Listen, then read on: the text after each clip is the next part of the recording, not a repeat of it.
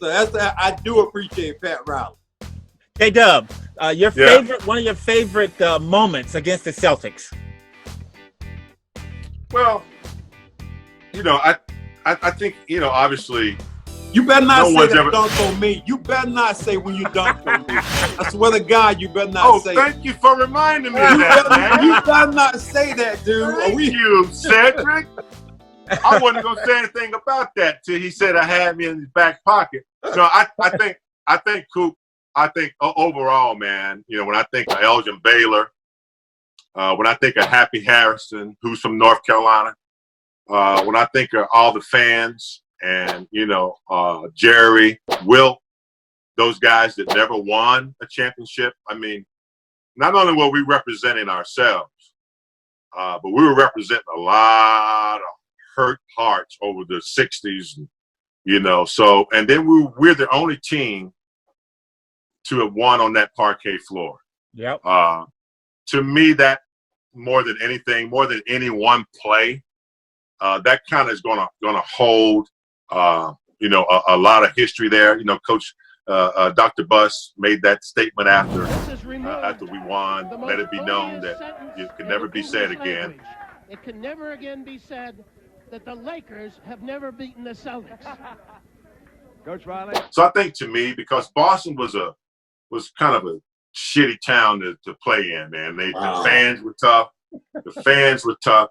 My uncle lived there during the busing year, so I know I knew Boston, man. So some of the phone calls we used to get, but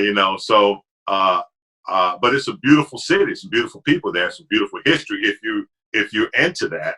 Yeah. But it was a tough place to play. They had really good fans. I always compare Boston and New York fans. They kind of know the game, and they appreciate the game when you bring it. I remember them applauding Kareem and giving us a hand. So to me, that stands out bigger than anything because nobody else has ever won in that building. You know what? No, I'm going to tell you this. This is the one thing that really bothered me about Lakers-Celtics. And it hurt me because as a Celtic player, our blackness was challenged. And that was one of the things that really bothered me about the Lakers-Celtics. We had great black players, but we weren't identified in that way. And I remember Cooper saying to, talking about my guy, ML Carr, calling him Fiddler, like he was in Roots or something. and I hated that. I hated the fact that I understood how it was a black-white game, but it was like you were challenging the other players who were black on our team. Like we weren't black enough to be, playing against you guys. And that bothered me. I think Boston's history kind of, I don't think intentionally, but I think the history of Boston and some of the things that we experienced, man, I got some tough phone calls, man. This is after telling the operator to hold our phones, but I understand your point. Playing for that team, it's the same thing in the Spike Lee movie. Do the right thing. It was either Bird, it was just you black or you white, no matter what race you are.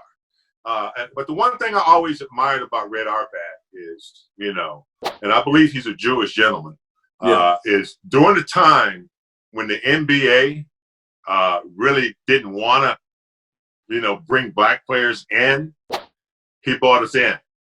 He brought Bill Russell, Casey Jones, Sam Jones. And, during the time when the NBA was predominantly white, to a town that was, had a lot of issues as well. So I'd always, my college coach explained that to me about Red Auerbach before I became a NBA player, because Coach Smith was very conscious like that. So I do give Red Auerbach for bringing in those guys. And then Bill Russell stood for all the things that we needed to learn about life, civil rights, stuff like that. So he was an outspoken guy in a setting that really wasn't set up for that. So I do give Red credit for that.